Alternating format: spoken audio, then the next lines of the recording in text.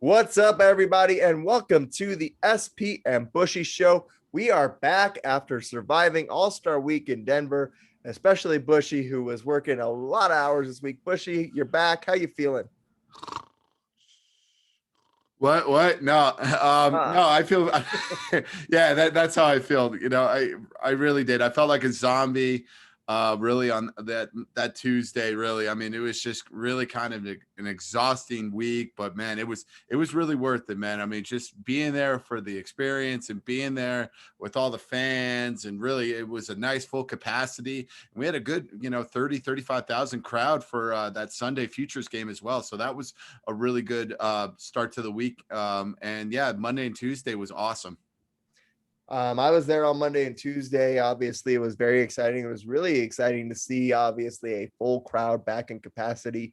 We had talked about opening day 2.0, but like this really did feel like opening day 2.0. It felt like the excitement was back. It felt like renewed hope in baseball, and then also just that full capacity made such a difference. Yes, it did. Yeah, and you had different fans too. You had fans all over the basically from the United States. You had Angels fans, you had Yankees fans, you had Toronto fans, you had Milwaukee fans, you had Cincinnati fans, you had Padre fans, you had Dodger fans, and you had Rockies fans, which is a given. But yeah, it's just fans from all over the league. It was just a great experience to see. It certainly was. Obviously, you saw some really cool jerseys too. But before we get into that, I wanted to discuss, obviously, you worked a ton of hours. And that's the thing I don't think people realize is just how much work goes in behind the scenes as far as, concessions and merchandise and media personnel and just getting everything ready so it looks like a well-oiled machine on TV. Once again, man, congrats to you on just getting through all that. Yes, thank you. Yeah, it was a very, very exhausting week, and just a lot of going up and just moving stuff over, getting stuff ready for like the main store, and getting our stuff ready for our kind of little kiosk there, and just all around just a crazy beautiful thing. And yeah, I mean a lot of man hours. I mean, I probably was working probably 7 to 9 hours all 3 days. And granted, folks, I'm a part-time worker, so yeah, so I mean 7 to 9 hours, it's really a long time for somebody to be working at that capacity. Certainly is. Obviously, great job by you and the rest of the staff there at Coors for putting this thing on and putting it on in a great way. A couple of slight nitpicks that I'm going to get into a little bit later on. And I think those are going to be mostly on MLB things as opposed to you guys on the operation side of things. That being said, we're going to be focusing on the All-Star game and everything MLB All-Star related this episode. We're going to talk about it throughout the whole show and just kind of give you a retrospective since we were both there for the bulk of this thing and just give you kind of our insights as far as what happened all week long. Right, yeah, and then you're gonna get two perspectives too. You're gonna be fan side. I'm kind of more on the worker side as well. And yeah, it was just fun to be a part of, and it was just a great atmosphere to be a part of. I mean, I really was, especially.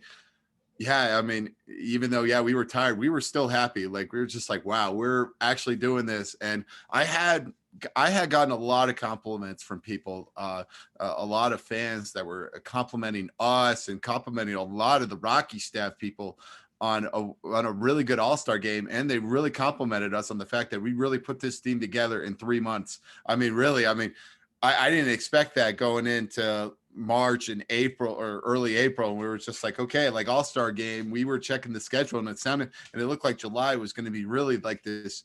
Oh, okay. We had Cardinals for the 4th of July. Okay, we get through that. And then after the All-Star break, we get Dodgers and Mariners, and then they're gone for basically a week and a half. So we thought July was really going to be a really, really like easy week for us, but no, it turned out it did not.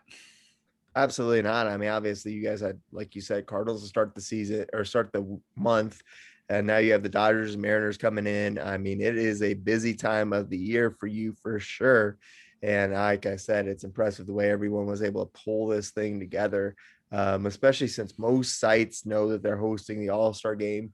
a lot further in advance than you guys did there at Coors Field. So once again, a tip of the cap to you guys on how everything handled it. Everyone at the Rockies, from the grounds crew to the merchandise crew to the concession crews to the bartenders to everybody. Like I said, the media personnel who did a great job once again from the fan perspective. Yeah, we did do. I really do feel like we did a good job, and it was just all hands on deck and just crazy behind the scenes stuff and just how many boxes are coming in from like merchandise, again being from the merchandising side, just how many boxes and were just constantly coming in during this week. I mean, they were just constantly coming in. I mean, we had either UPS or FedEx was coming through our docks, and we were just trying to scramble, and we were like, okay, which one goes to which too? We're like, oh, this one goes to a different storage unit, this one goes to us, this one goes to the visiting team clubhouse, this team goes to the home team clubhouse. So yeah, it was just a whirlwind of just boxes and merchandising and tagging. I mean, that's what it felt like that past week.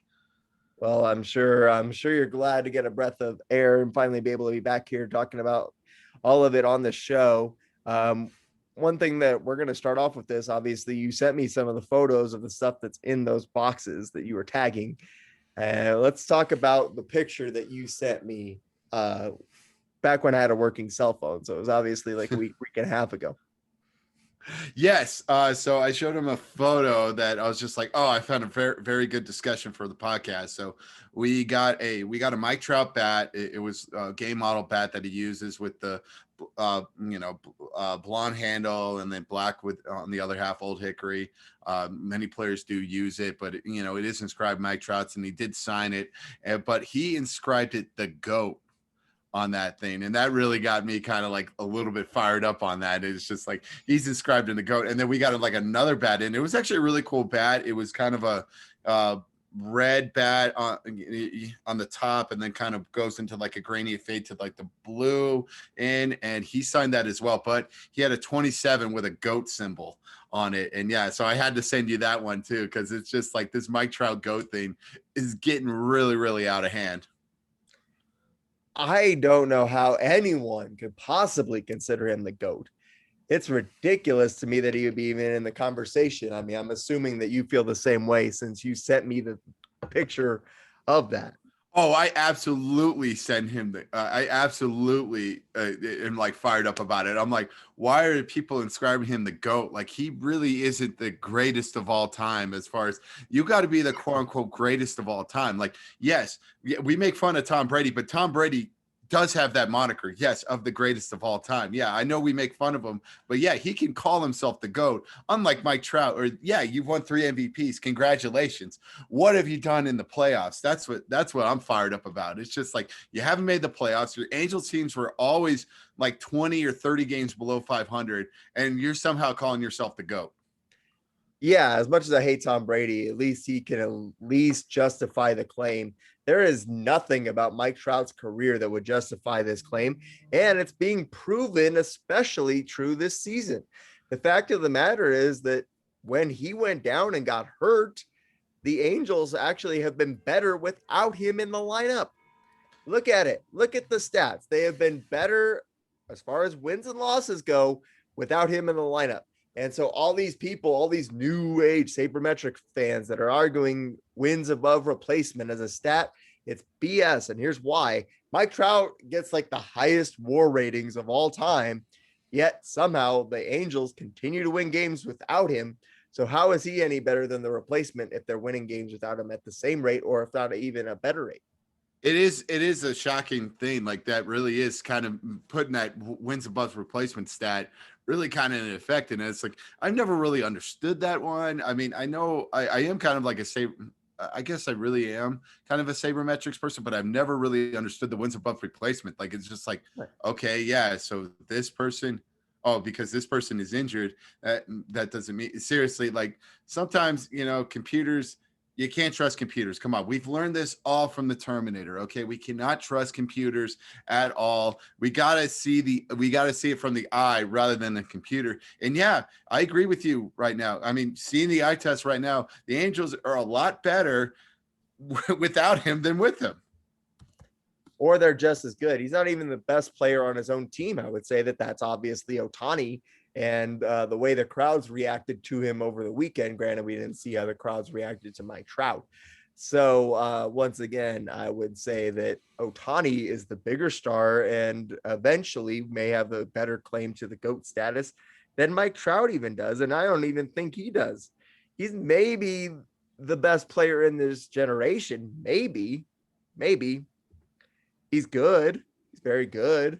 But I would obviously even rank his former Angels teammate Albert Pujols ahead of him on the GOAT status. And even, my response to you when you sent me the text was I would rank Joey Chestnut as more of a GOAT than Mike Trout. Joey Chestnut has dominated the Nathan's hot dog eating contest for almost 2 decades now. Mike Trout, has he ever even played a postseason game? Maybe one? He has played postseason game. Yeah, he played it really early in his career when he was starting to come up. But yeah, that's it. I mean, really, the Angels teams have never been really playoff contenders when you really kind of thinking about it. During these Trout prime years when he's been winning MVPs, really they've been probably 20 to 25 games below 500. It really is a shame, that I feel like that's what Trout's legacy is going to be. Like he's really kind of really disdain the MVP award. That's just what the case is that really, the sabermetrics guys have taken over the MVP award rather than giving it to somebody who really deserves the MVP. And he really is the most valuable player because his team is a lot better with him in the lineup than without. Like DJ LeMahieu 2 years ago. In any event, exactly. In any event, like I said, Mike Trout, I think has always kind of been mostly a product of the ESPN hype machine. And I think that, once again, he's a fantastic player, but he is not the GOAT of anything. No, he's not. He's not the GOAT of anything. Really, GOAT for the Angels, maybe. Yeah. But I agree with you. Like Ohtani may be taking that over based on like the popularity just from this home run derby and an All-Star game, which we will talk about later. It's just really, people really, I think, love Ohtani a lot more than Trout. I think it's just more the new wave type of thing, but it really is just a shame that the Los Angeles Angels have like 2 generational talents really on the same roster, and they really haven't done anything with them. It's really a shame and really shows just how bad of an organization they are. One of my favorite tweets I've seen, and this is one that we retweeted from the show's account, once again, back when I had a working cell phone, is that someone had tweeted out, and I don't have Twitter right now to be able to give them credit on the show, but they said, oh, wow, Mike Trout has went 4 for 4 with 4 home runs, and Shohei Ohtani has done something that hasn't been done since Tungsten Armo Doyle of the 1920 Akron whatevers. And the Angels still lose 8-4 to the Tigers because the Angels are not a good team. And at the end of the day, with Trout in the lineup, they're not even that good of a team. Without Trout, they've been better. So how can you justify that he's better or makes his team that much better? You can't right now. Just looking at it right now, really, I've kind of did the math right now. Since Trout got injured, and so this was May 17th. I found out he got injured May 17th. They've been 27-21 without him. So they've been 6 games above 500 without him. So that really is kind of the thing. Yeah. And yeah, I love seeing like all the highlights, but sometimes when I always see like Angels highlights, I always look at the scoreboard. Like that's always been my kind of thing. I always look at the scoreboard, and it always seems like when Ohtani does something really well, it just seems like, yeah, they're losing to Seattle 5-0 before Ohtani hits a home run. Yeah, I always look at the scoreboard, and we missed that fact, I guess, with some of these Twitter highlights, and that we are heading to this Twitter generation that, yeah, like you got to look sometimes at the scoreboard, like, oh yeah, Ohtani hit a bomb, congratulations. Yeah, he hit a solo home run in a 5-1 game, and it was probably in the top of the 7th. We'll have to look at it, like how many of his home runs have been solo home runs this year, because it feels like they don't have anyone on base for him. They don't, and somehow they are a game above 500, and Right, again, yeah, they're 6 games better since Trout got injured. I guess you got to give Joe Madden a heck of a job. That really he's kind of righted this ship, and Yes, they are one game above 500, but they're still in fourth place in the AL West. Like, it's a very competitive AL West with the Houston Astros and the Seattle Mariners and the Oakland A's. and the But Oakland they're A's. 6 games above 500 without Trout. That means that they were 5 games below 500 with Trout, which to me means that whoever replaced Trout is 10.0 on the wins above replacement, because they went from being 5 games under 500 to 6 games above 500 without him. Exactly. Yeah, it really puts that stat in the doubt right now with that stat, that the fact that they've done better without him than with him. Well, that was definitely the rant of the day. I mean, like I said, I knew once you sent me that, I'm like, oh, I got a rant saved up for this one because. Oh, but I want to go on a little bit of a rant. Okay, with Joey Chestnut. Okay, hot dog eating is not a sport. Okay, I know. Yes, I know. It's not a sport. Okay, yes, you're eating. Okay, I know they try to make it like a major league eating, and actually, I have seen Joey Chestnut compete in a eating contest, and he had a burrito eating contest in which he devoured, I think, like 20, like of these, like, illegal Pete's burritos, but they were just like, just rice and like beans or something like that. But he devoured like 26 of them. And it was really one of the most astonishing but disgusting things I've ever seen in my life. Like it really is one of those things. Like, yes, go see a competitive eating contest because really for the value, but after that, you're gonna be like, man, I don't want to eat anything at all. Yeah. It was crazy disgusting. And seeing them afterwards, a lot of these people, they had a trash can nearby because they were at the field of Mile High Stadium, and they had a trash can nearby, and at least 2 of the competitors puked. So it was really one of those like, I'm good on eating. Once again, I think it's more of a sport than NASCAR is, or poker. I don't count those as sports as well. And we'll probably go on a rant too with the Olympics coming up about some of these sports. I'm like, this isn't a sport. What is, we have lost the competitive edge, I think, sometimes of what is a sport. We have lost the consciousness of what is a sport. I think it is. I think eating, if you are able to eat that fast, there's like 10 people in the world that can eat that fast. I'm ready for it. I'm ready for it in 20 years when competitive eating becomes an Olympic sport. Yeah. Joey Chestnut comes out of retirement for the gold. Absolutely. He's going to be the Michael Phelps of competitive eating. Just watch it. Are they gonna do different events too? It's like, oh, here's chicken wings and chicken nuggets and hot dogs and burgers. Eating one. Yeah, matzo ball eating ones. Because I remember every time they do like the Nathan's Coney Island eating one, they introduce this one guy as like the matzo ball eating championship. And obviously, being Jewish, I've always wanted to enter that one because I want some of that. We'll have to find that now. We'll have to find the location. Yeah, we'll have to find the location of the nearest matzo ball eating contest for you. Absolutely, and we'll film it and put it on the show. Yes, in any event, I mean, I would agree that it's not, but it's more of a sport than some of these other things. It is, I guess. Yeah. And yeah, we'll probably go on a rant in a couple of weeks. It'll be like, why is this a sport? Why am I watching this? I'm so intrigued that's what I love about the Olympics. I know I'm kind of going off a little bit on the tangent, but that's the reason why I love the Olympics. Cause it's like sports I'll never watch for like 4 years. I'm like, oh yeah, handball. I'll watch handball. I won't watch it again for another 4 years. Absolutely. And I love the fact about it that, like, okay, you also learn a little bit of geography too, because then you're like, oh, Togo, this rower from Togo is doing a great job. Oh, where's Togo? I'll better look that up. It's in Africa, by the way, Western Africa.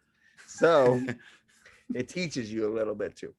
Yes, the Olympics are here to promote peace and teaching dumb Americans about geography for us. Oh my God. Imagine if they brought back Where in the World is Carmen Sandiego today. Like, Americans would get destroyed in that. Oh, they would. Yes, it would be. I would love it. I would love watching it and seeing like the kids just really, really fail about that. I am surprised they haven't brought it back. I think it would be a really good like a Nintendo Switch or where you could do an easy PC game about that, or you could do it as a tablet for like the kids, because every kid seems to have like a tablet now, and I feel like that'd be a good tablet game. Really, would be Where in the World is Carmen Sandiego. Absolutely, it certainly would. It's obvious, and all of the episodes are on YouTube right now, so go look those up after you watch our show. Oh, I may have to take a look at that one. Watch him put Vic the Slick in jail. Yes. Well, watch Rocket Pellet Rocket. Exactly. Awesome. Well, we did go off the rails a little bit, but I want to rein this back in because we both have the great perspective of having been there for a lot of this weekend with the All-Star game. And obviously it's what we did this week instead of our NBA finals, so we can make that pretty easily. But let's talk about first the event that I wasn't at, and that was the Futures game and then the Celebrity All-Star softball game on Sunday. Obviously, you worked it. What were your thoughts on it? The Futures game was fine. It was good. It felt like an actual baseball game. I was really glad that it was 7 innings rather than 9 innings. But I am getting a little bit mad at Rob Manfred that he's suggesting that they get rid of the 7 innings. Trust me, I have not met a single person that has hated the 7-inning doubleheaders. They are amazing. Keep it, okay? Please, Manfred, keep it, okay? I know you're trying to keep like this thing to baseball, but you know what? Sometimes you got to change a little bit, and this is part of the change. I do love the 7-inning doubleheaders, but yeah, it was fun. I enjoyed it. It felt like it was a really easy going. It was nice though seeing a Rockies player hit a 2-run home run, or Rockies prospect hit a 2-run home run. So that's really good. I'm very excited about that. And yeah, the celebrity softball game was. I didn't know really. I probably didn't know probably more than probably 15 or probably 15 or 20% of the people that were in the celebrity softball game. And that's like a really high estimate. Like I was just like, who is this person? Who is this person? Who is this person? I had no idea who half of the people were. Yeah, and I'm gonna piggyback off of that and say that was one of the big reasons why we didn't attend this event.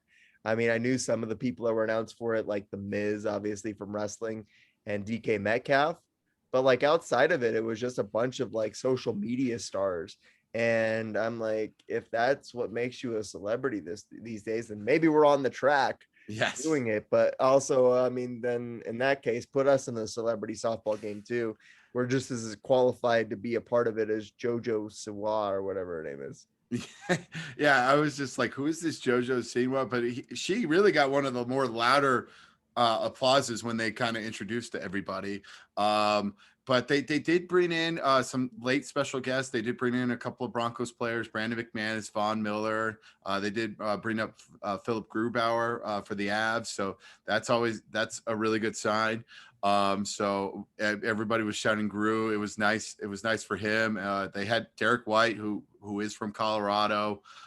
So it was nice for him. And then, yeah, it was nice to see Vinny hit a bomb. Really. I mean, he really did. He really hit like a bomb that really, it almost went through the actual home run too. Like he actually really hit that one.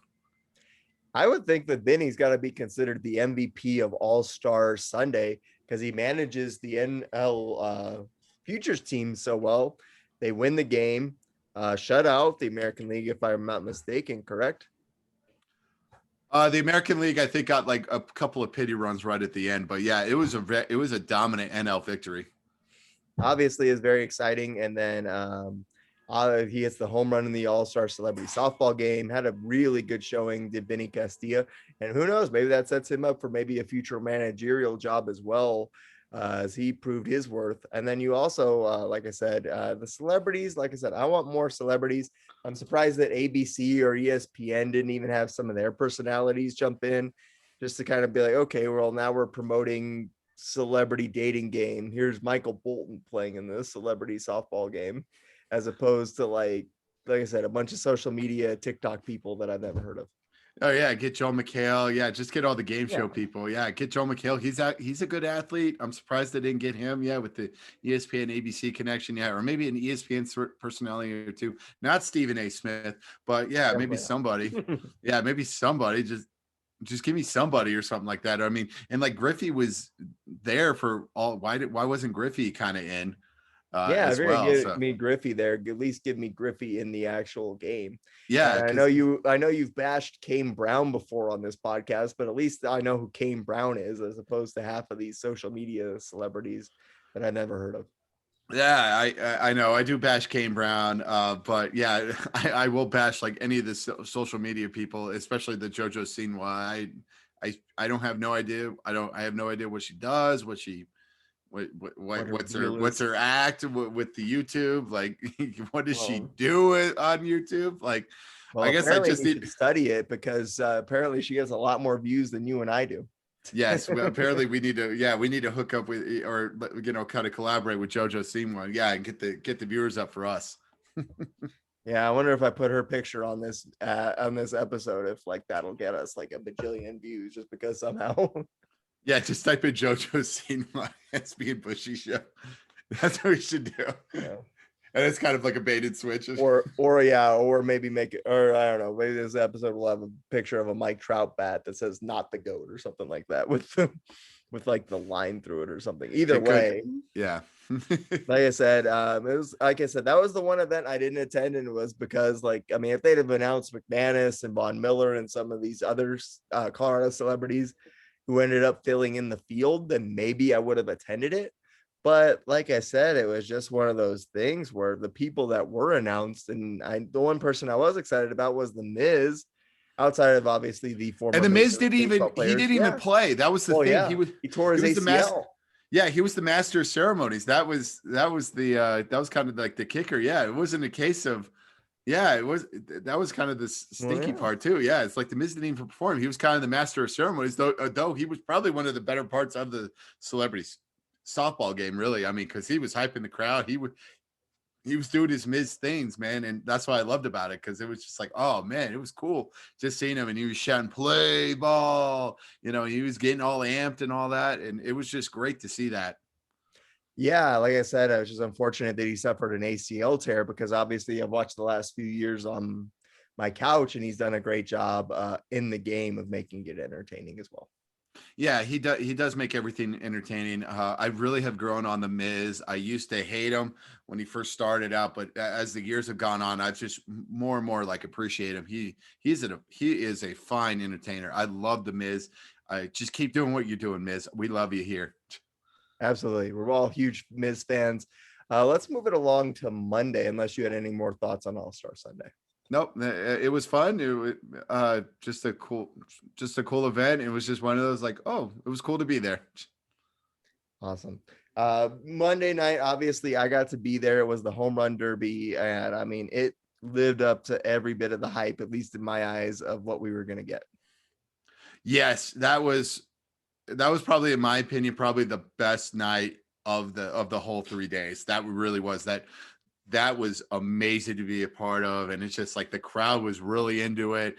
I got to watch some of it because really, I mean, really, there was not a lot of people in the concourse, especially that first round, where seeing everybody was kind of in their seats.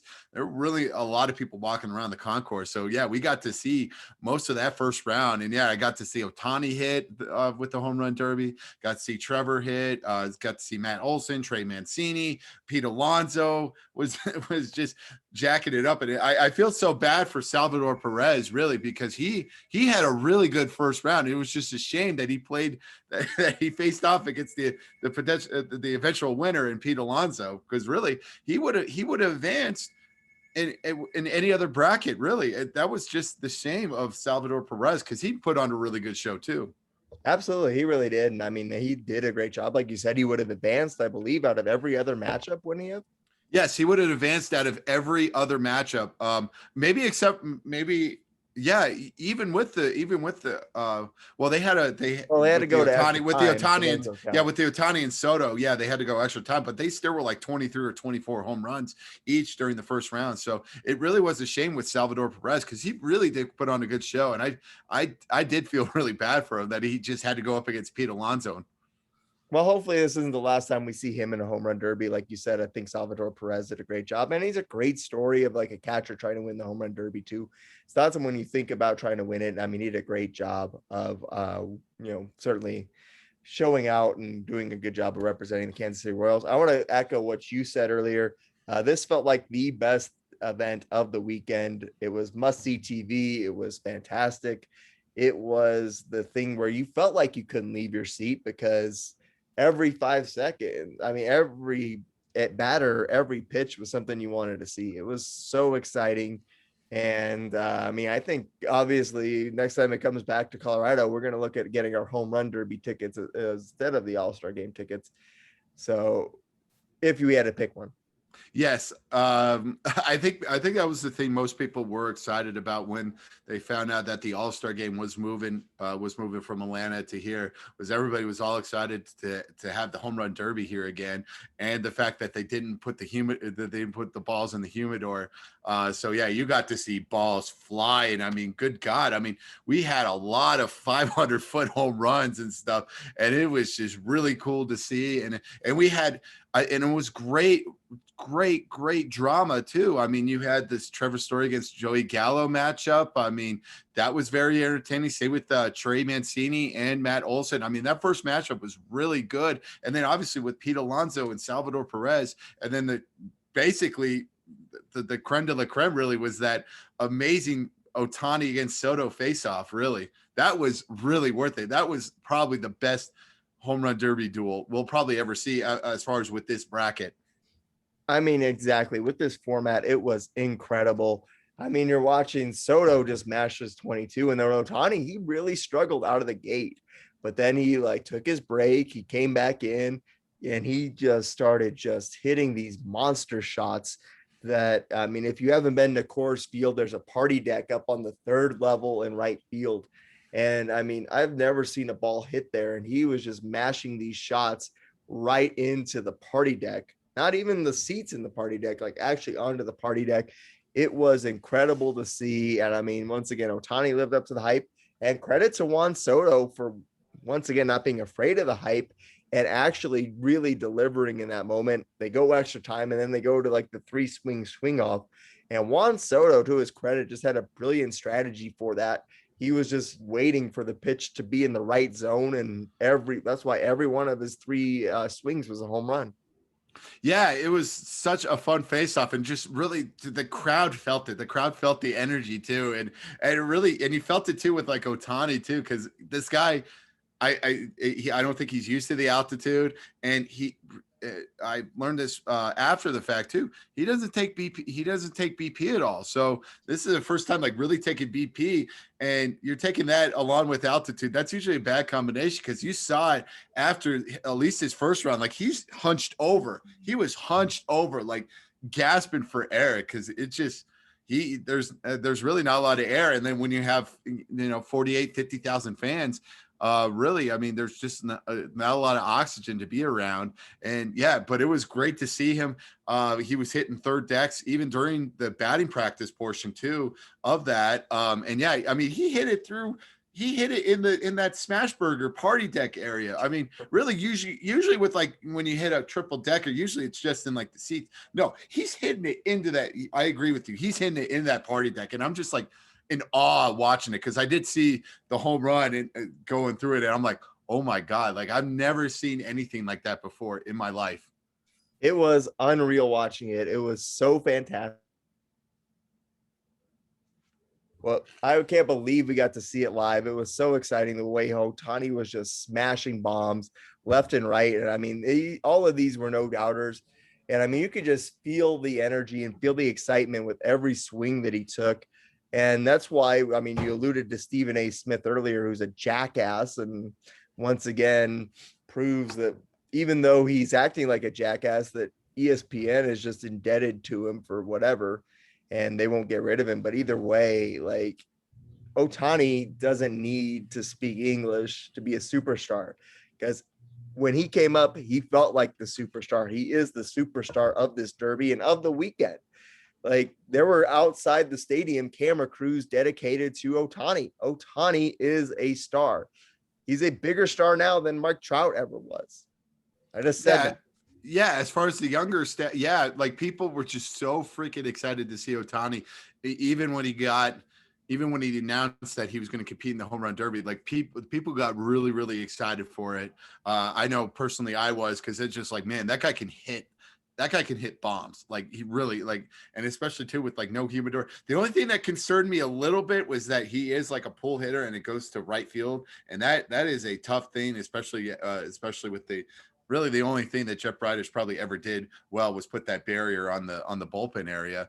But yeah, I mean, just hitting it in that area and just it was amazing to see. And yeah, I mean, it was tough, but it really was a shame. I would have loved to have seen him in round two. Yeah, a lot of people, I did see a lot of people start walking the concourse after that Soto and Ohtani thing, but it goes to show you just how popular Ohtani was. I think if he was in the second round, I don't think a lot of people would have been walking along the concourse if Ohtani was there.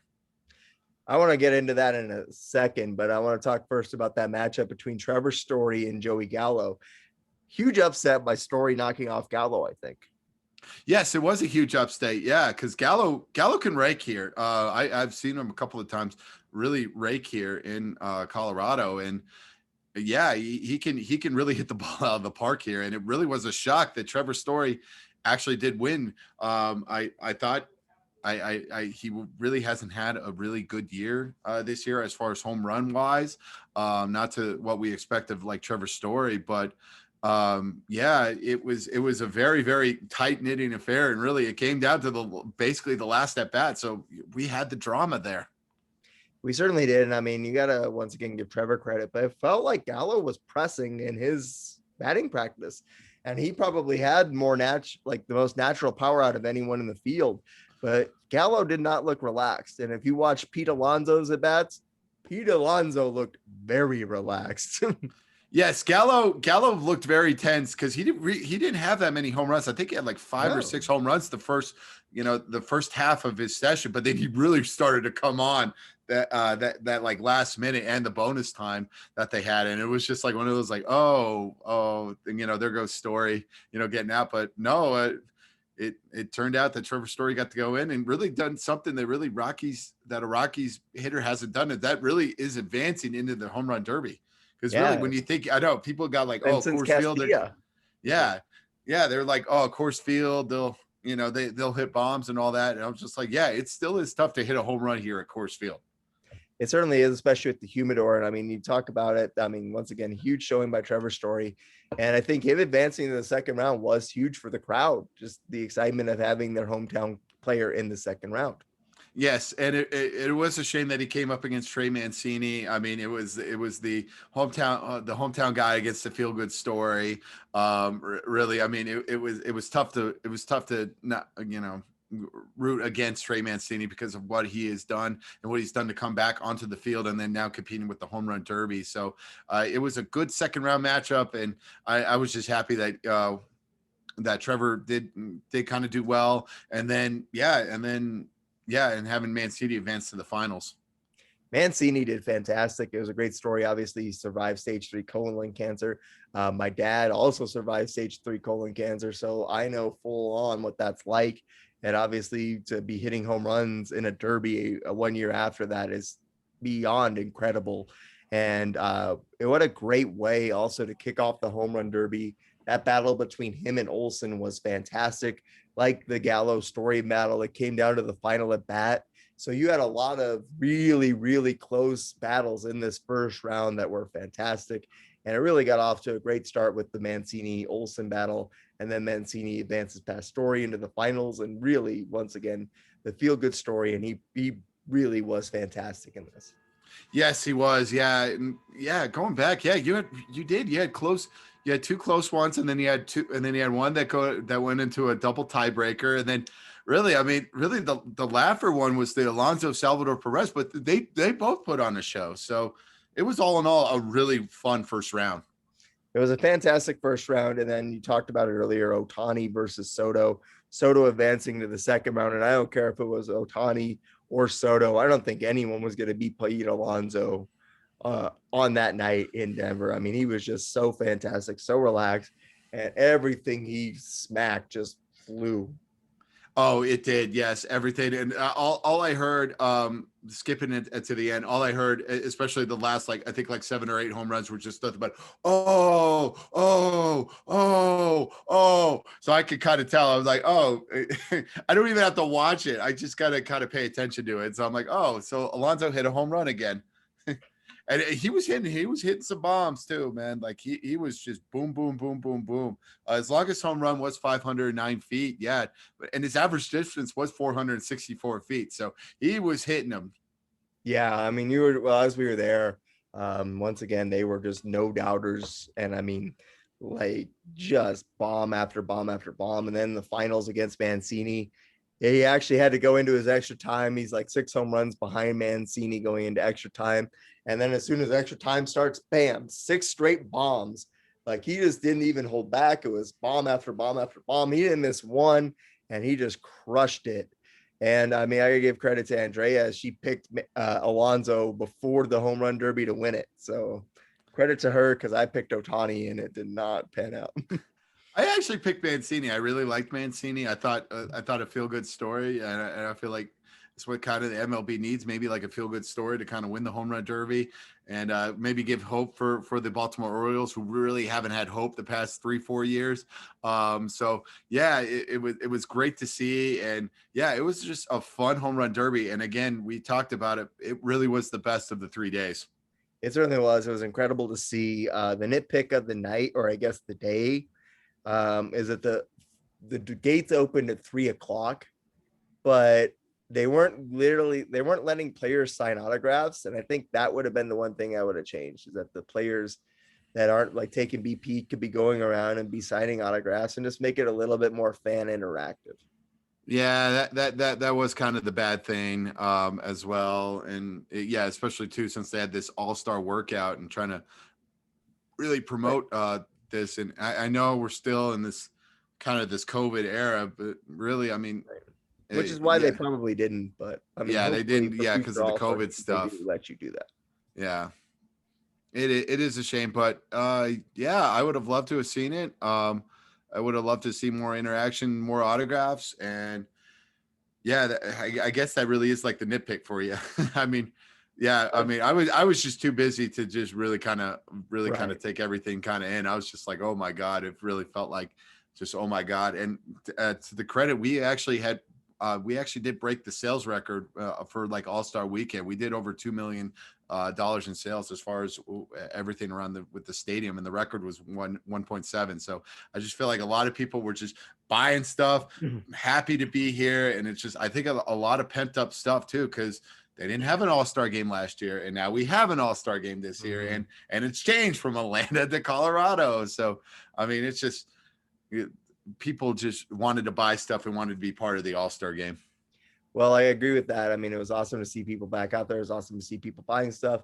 Like I said, that was my nitpick. And I mean, because I brought the Nick Castellanos brown ball that I bought from you at your game used ball stand out there. And I was going to have Nick Castellanos sign it, but they weren't signing autographs. What's up? That was my complaint. And then also, I guess it's MLB policy that they don't allow readmits. So you come in at 3 o'clock to try and get autographs, and then you're stuck inside paying $12 per beer because you can't leave. Yeah, it is kind of a shame. Yeah, and especially too, since we have this beautiful McGregor Square, literally just right out there, you know, a gate E that a lot of people could go and kind of hang out and then kind of come back in and kind of enjoy it. I know it would have been a logistical nightmare, but yeah, it would have been fun if people could have come out and then come back in. Yeah, those are my nitpicks. But once again, a phenomenal Monday, phenomenal home run derby. So glad I went, and I think obviously everyone that I know that went was just as excited as I was to have been a part of it. Now let's move on to Tuesday. Obviously, again, the AL beats the NL 5-2. Vlad Guerrero Jr. winning the Ted Williams Most Valuable Player Award. I mean, obviously, it was a fun All-Star game. Not the funnest, but fun. Yeah, it was a fun All-Star game. It really felt like the AL kind of dominated it. I mean, the NL had some chances to kind of maybe make this an exciting game, but they couldn't. We'll talk about it probably in a little bit. But yeah, it was just a fun game. Not the most exciting All-Star game, but it was overall an exciting one. It was fun to see Otani, the first modern two-way player to compete in the All-Star game, get to see him pitch, got to see him hit. It was really cool to see. It certainly was. That was obviously one of the big highlights. Obviously, seeing Vlad Guerrero Jr. for the first time in person and seeing him play was fantastic. He didn't disappoint. obviously winning that most valuable player award. And I mean, it was pretty much, he was in a race by himself, it felt like, for that honor. But we'll talk about it a little bit if some things did happen. But yeah, he really was. He was probably the slam dunk MVP after hitting that 2-run home run to really kick off and really get the AL moving. Certainly did. He was exciting to watch. I mean, the AL All-Stars definitely putting it on the National League All-Stars. And so, I mean, let's talk about it. Obviously, Vlad Guerrero Jr. in the AL doing great, but it felt like the NL really messed up. So obviously, you have the Ted Williams Most Valuable Player Award. So the SP and Bushy Show are going to try and start our own award here, and that award is going to be the Least Valuable Player Award. And I mean, I know you had your own nominee, I have my own nominee, and then maybe we'll have people vote and see whoever was the least valuable player in the All-Star game is who the award will be named after. My least valuable player, the one that I came up to you and nominated after the game, was Chris Bryant of the Chicago Cubs. Horrible showing for him in the All-Star game. He goes 0 for 2, and both of his at-bats, he came up with runners at second and third the first time in 2 outs. And then he comes up with the bases loaded and 2 outs in his second at bat. So he pretty much could have single-handedly won this game for the National League. But in his first at bat, he struck out, and then his second at bat, he did line out. It was a great play by Jared Walsh of the Angels. But again, most left fielders, because Jared Walsh doesn't even play left field, most left fielders probably would have had that ball. So once again, Chris Bryant, least valuable player. He leaves 5 crucial runs on base. Yeah, he is the least valuable player. Looking back at it, yeah, he had the bases loaded for both of his at bats. One actually, it was second and third because of a wild pitch that scored a run. So I won't give him credit for that. But yeah, he had and it's just, and he had I believe he had a 3-0 count too for I think for this first at bat too, and then he kind of swinging. I mean, it's just. I know it's a lot different now that they don't have the home field advantage anymore thing. So I know it's a lot different, but yeah, I mean, it's just really Chris Bryant really didn't come in the clutch for me. For my least valuable player, I would have to go with Corbin Burns.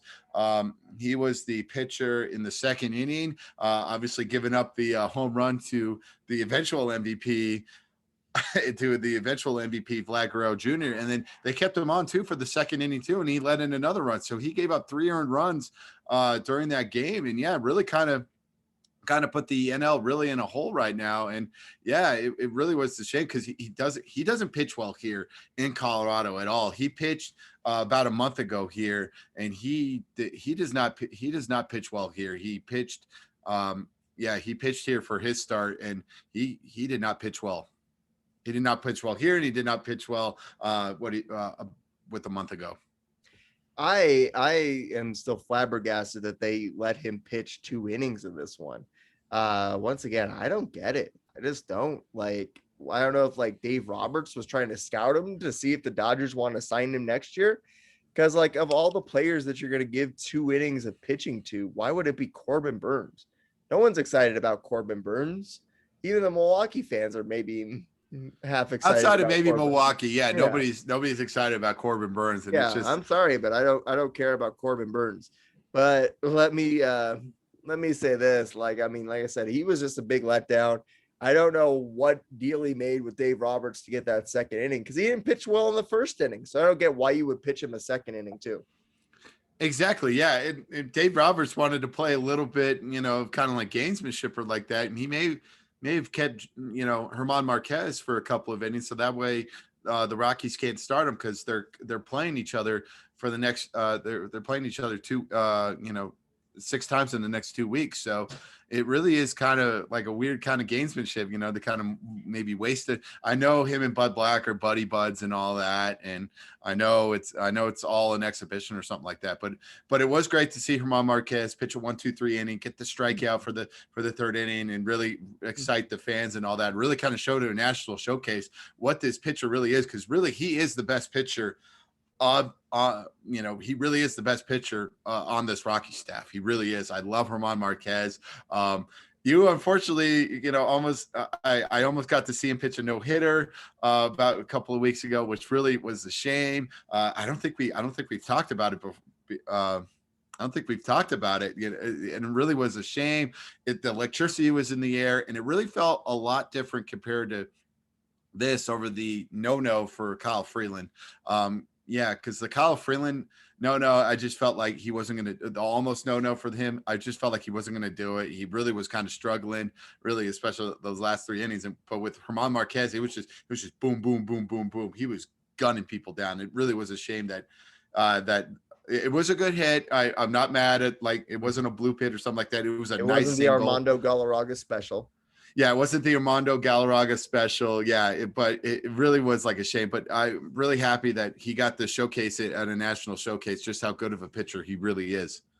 Yeah, absolutely. And once again, I agree with you. I'm surprised he didn't get the second inning. He pitched very effectively, or you give it to Scherzer because he's Scherzer and he pitched fantastic in his 1 inning of work. And he was the reason, there was a reason you named him the starter. So I said, I think that Marquez pitching great was a great story. And I think that, I mean, once again, the concourses were packed during the All-Star game. So I think had they kept Marquez, and that might have also kept the butts in the seats. Right, that, yeah, and then having maybe DeGrom in. I know, because of the pitching woe. I know He didn't because of the come to pitching. the He All-Star didn't game. even come. I know it would have been nice to see DeGrom pitch. I actually did see him pitch earlier. I did see him pitch earlier this year, and he was just crazy good. And yeah, I would have loved to have seen him pitch against like Ohtani and all that. That would have been a really cool sight to see. And that kind of leads me into one of my points that I was going to make, is that it feels like it was just kind of a letdown that so many players like DeGrom turned down coming to the All-Star game. Because, like, even if he just pitches to one batter, like, he deserved to be at this All-Star game. And then it also kind of, like, makes it seem like, okay, being named an All-Star isn't that big of a deal to this guy. No, it's not. It's not anymore. I feel like All-Star games have really been like devalued over the past 20 years. Really, I mean, it's just everybody. It really is not. It's really not fun to watch some of those games, especially like hockey and basketball, and yeah, like baseball is really kind of like the lesser form as well. It's simply too with like the Pro Bowl too with the NFL. Like the All-Star games really just have no special meaning anymore. Well, actually, I mean, like, even the NBA one is sadly becoming the best one, which I never thought I'd see myself saying. But like the format of all of them has just kind of changed so much that, like, now it doesn't even feel like a real game, at least not in the NHL one or even like the Pro Bowl anymore.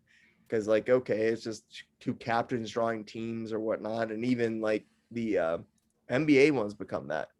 But I mean, even like, because so many people turned down coming here, like, it just didn't feel quite as special.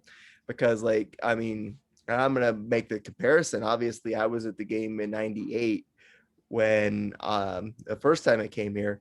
And I mean, you look at the '98 All-Stars versus like the 2021 All-Stars, and like, obviously the 2021 All-Stars is a younger lineup, but and maybe some of these players will go on to have the kind of careers that some of these players back in the '98 All-Star game did.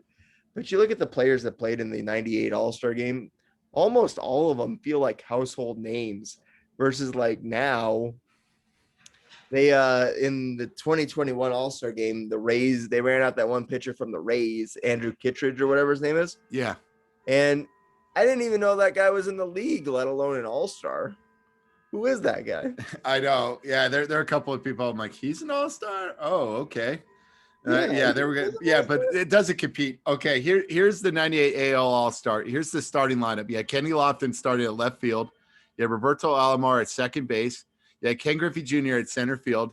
Juan Gonzalez for right field. You had Jim Thome at first base. You had A-Rod at shortstop.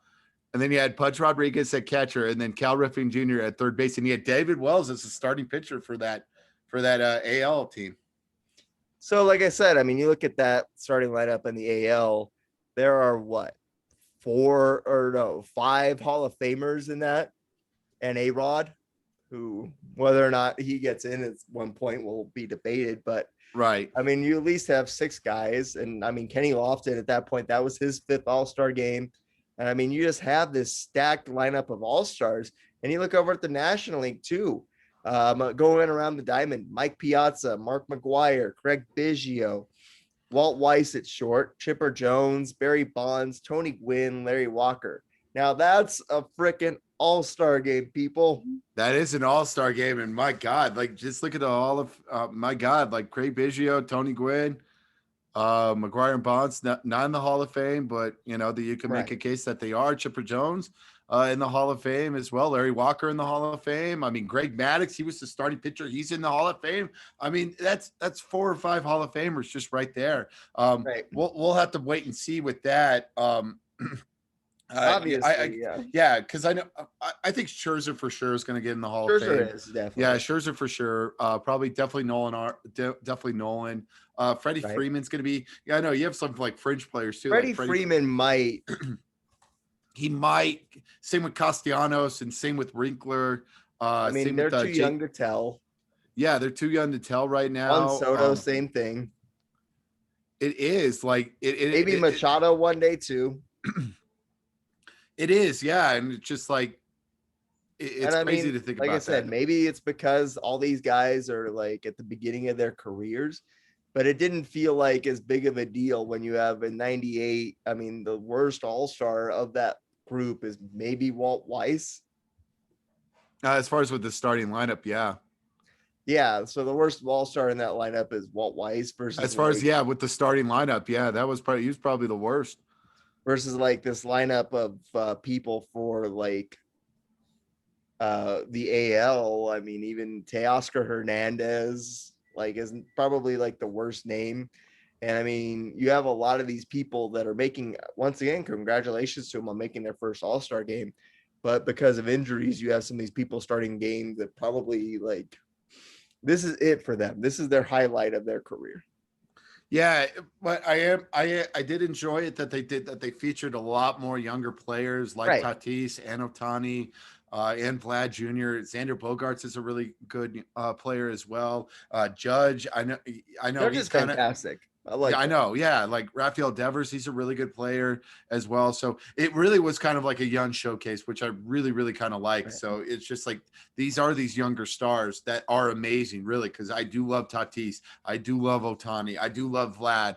I will watch any highlight with them. I mean, it's just like Tatis is just amazing. And he's really the only Padre I root for, really. I mean, he's a wonderful player and he makes the game fun, really. Absolutely. I mean, once again, you have like this it's great to see all these players that are going to be maybe the future of the game. But like I said, there just wasn't that balance of like proven all-stars. It feels like that played in this game. No, there wasn't. I would have loved to see probably some of the players that did kind of opt in. That probably would have made it for a little more exciting. You know the AL is really bad when Max Muncy's kind of the designated hitter of this game. So yeah, I mean, no offense to Max, but really, I mean, he should be kind of that end of the bench player. You play it like the 7th, 8th, or 9th inning. Well, like Chris Taylor was like an all-star center fielder for the Dodgers, and Chris Taylor's maybe their 8th best position player. Like if Dave Roberts isn't managing this team, Chris Taylor's definitely not on it. Yeah, that could be. Yeah, it was just a shame too that like Mookie Betts didn't come either. So we didn't get to see Mookie. Or DeGrom. Much as we trashed him earlier, Mike Trout not being there. Yeah, he is kind of injured. I give him that. Still. Compared to like some of these other guys who are just like, I need the rest. And I mean, I'm fine with the Astros players opting out because I am fine with that. Yeah. Although I wanted to see one of them get smoked with a heater in an exhibition game. Oh, that would have been fun. And yeah, just seeing like a bunch of 98 mile per hour heat coming at Altuve. Yeah, just a bunch. Yeah, it would have been nice to maybe have seen maybe a couple, but there definitely would have been some boos. Yeah, and just really, I mean, I love like their speak. They did like the PR move, but really, the moral of the story is they didn't want to come because they would have gotten. They really would have been shunned by like the locker room. I would have loved to have been like a fly on the wall with that locker room if either Altuve or Bregman or one of those Astros players were in the locker room. Altuve and Correa were selected as all-stars. Yeah, I would have loved to see Altuve or Correa. Yeah, to get to be in there. Just these guys are just like like you cheated. And you know what the funny part is too with the Astros, they have one of the best team batting averages of the major leagues too. Right. That's the worst part. That's the worst part. It wasn't you didn't have to cheat to do that, really. Right. That's just like You the wouldn't have worst thought part. anyway, unless they're cheating again. If it was, they should, if they get caught cheating again, if it is another cheating scandal, that franchise should just be banned. Just ban them for life. And Everybody then they should be become banned. the Las Vegas gamblers or whatever. Yes. Or that's going to be Oakland Soon enough, probably too. soon enough. Yes. But yeah, it was overall just a fun experience. It was great to be a part of. I enjoy it. Oh, I don't want to do it again for another 25 years. Yeah, I mean, it was a lot of fun. I would definitely do it again. I just think it's going to be looked back on. It's like, okay, that person was an all-star. That person was an all-star. And one more final complaint. I'm going to bring it up. The uniforms. Yes, that was really the only kind of, I guess everybody's kind of disagreement with stuff. I guess that their mad part about it was the uniforms. And yeah, it doesn't it's not our fault. No, I'm not blaming you. Yeah, blame Atlanta. It was like really like a collection of the because LA was supposed to have it last year. It was supposed to be a collection of it was like really like a conglomerate of LA and Atlanta's too. So if you want to blame anybody, blame the Dodgers, blame the Braves, because those were their kind of mock-ups of those jerseys. Well, like I said, once the game was moved to Colorado, I think that 3 months I think is enough time to crank out jerseys.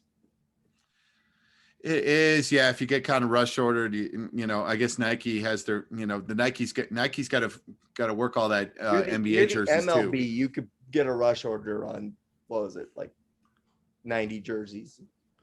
It could be, yeah. They were terrible. They were awful. I did not like them when they were announced. I didn't really enjoy the hats with the red, because that was again from the Braves as well. So we got kind of screwed on that as well. I mean, we got kind of screwed on the hat and the jersey. I mean, the Rockies had this they had this alternate one with like the All-Star logo, but instead of like the red, it has the actual purple with the CR. That is so much a better hat than that godforsaken one that they had. Yeah, I made fun of the hats. The jerseys are kind of weighing on me, but now that I kind of look back, I kind of think, I'm like, my God, these are bad. After looking at jerseys all these years, or all these past couple of weeks, you kind of get Stockholm syndrome, and you're like, oh, these jerseys aren't bad. I definitely prefer the AL over the NL if I have to choose one. Yeah, I mean, if I had to choose one, I'd take the AL over the NL, but more often than not, I'm going to take the colored jersey over the white jersey in most cases. But like I said, I just didn't care for it. And it didn't feel like it was the one thing that kind of stopped it from feeling like Colorado's All-Star game. It felt like it was still in the Braves colors. It felt like it wasn't fully our All-Star game because these jerseys just had nothing to do with Colorado. Exactly. Yeah. And he had kind of like kind of on the collar area too. He kind of had like a little bit of like a Dodger blue kind of been in there with like the camo with kind of like a baby with kind of like a Tar Heel blue, and then kind of like a Dodger blue, kind of that in a way. Yeah. So it's like, yeah, that really was kind of the shame too. But I did enjoy the kind of the nod to Hank Aaron with all the players wearing 44 on their jerseys for the home run derby. So it was nice to see that. That was pretty cool. I love that. That was really cool to see. That was awesome. Although it would have also been more effective in Atlanta. It would have been. Yeah, it felt really weird. Yeah, it did. It did feel really weird. It's just like they're honoring like Hank Aaron, and they're doing this honoring all this Hank Aaron stuff, and I'm like, the Rockies weren't even in existence when Hank Aaron was in the major leagues. The Rockies weren't even a thought when Hank Aaron was around. Although once again, I mean, it's obviously to honor his passing last year, and all jokes aside, he was a fantastic player, and he does deserve all the recognition that he got. Yes, he does. Yeah, but it would have been a lot more fitting if it was in Atlanta rather than Colorado. Right. They should have saved it for whenever they patch up things with Atlanta. Yeah, they should have, but we got it, and we somehow did it. I don't know how, but we did it. We did it, and like everybody was really tired. I woke up yesterday just so sore. Actually, I woke up at 8:30, what I usually do. Yeah, usually 8:30, but I was just sore. I really was. Like, I woke up, my whole body was just sore from really from like my neck down. Like I was just like, I'm sore. Well, I mean, I know you did a great job. I know you went and got me my baseball card holding sleeve. And this is the last story I'll tell. It was a baseball card signed by some Cardinals prospect that literally flew into almost into my hand. Basically, it flew like right in front of me as the wind was blowing outside the stadium. So I went and chased it down. So I go to Bushy and I have him try to get me a sleeve for this card. And Bushy does not know how to handle sports cards. Yes, that's my one flaw in life. I don't know how to handle sports cards. What is the player again? Might have to refind it. It's like Javier's something. I know because I'm trying to find him. I know because I want to find him and kind of look him up. That player, yeah, because I want to see how he's doing as far as with the St. Louis organization. Yeah, I mean, obviously, I'll look him up. He's a prospect in their organization. I'm having a hard time finding him. I'll go chase down the card, and we'll have that answer for you next week. Yes. But once again, for those of you who don't know, you handle the baseball card on the sides. So yeah, but here I am just picking it too, and it was signed too. Like that it was the signed, thing too. yeah. It was signed both front and back too. It's not some throwaway card if this guy becomes like yes. the next big deal. But who knows? Like I said, okay. I just wanted to razz Bushy a little bit up for that because apparently he was not collecting cards back in the day. No, it was not a hobby of mine. And we actually sold. So at our kiosk, we do sell like packs of cards. We sold 524 packs of cards through those 3 days. Nice. So I mean, it was just like insane of how many packs of cards people were buying and stuff. I mean, it's just that hobby's back. But I do want to go a little bit on a rant too with like this collecting stuff too. I just recently saw that a Super Mario unsealed box of Super Mario 64, like in like pristine condition, went for like $1.5 million. Like, why would you do that? Why would you buy that? Like it's a video game. Like you're supposed to play the video game. You're supposed to open the box and put the cartridge in to that Nintendo 64 system, not put it on the shelf and be like, oh, look at that. I wish I had a lot of money. If I would have won the lottery, I probably would have done it. I probably would have bid on it, and I probably would have opened the box just to tick all the collectors off. Because I'm like, it's a video game, people. You're supposed to play it. You taunt everyone with it. Yeah, I would taunt everyone with it. Look at this, $1.5 million. I opened it up. Its value went down by like what? Like 1 point something million. It still works. I'm still hopping on Goombas.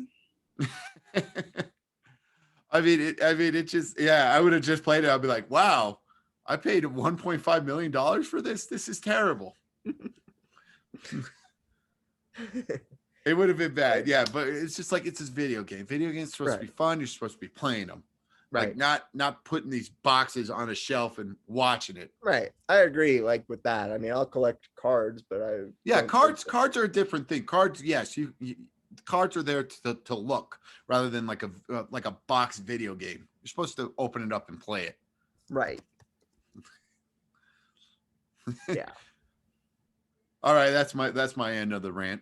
Well, it was a good rant. I think we had some good rants in this episode. We hope you liked our All-Star game recap. Once again, we got to be there. It was a fantastic time. It was a fantastic week. Congrats again to Pete Alonso for putting on an amazing show in the Home Run Derby. It was so much fun, and I can't wait for it to be back here. Let's do it again next year, right, Bushy? No. I don't want it again for another 25 years, okay? With Coors Field in 2025 or something like that, or 2050. Let's do it again. Coors Field 2022. Make it happen. Give us a chance to make our own jerseys. Yes, that would be the only thing. Give us a chance to make our own jerseys, but we'll probably have like these holographic jerseys by the time the next the next All-Star game is going to be here. Awesome. Well, congrats to you on surviving the week. Once again, we hope you enjoyed watching this episode, and be sure to like and subscribe and follow us on Twitter. All right. Thank you. Peace. Peace.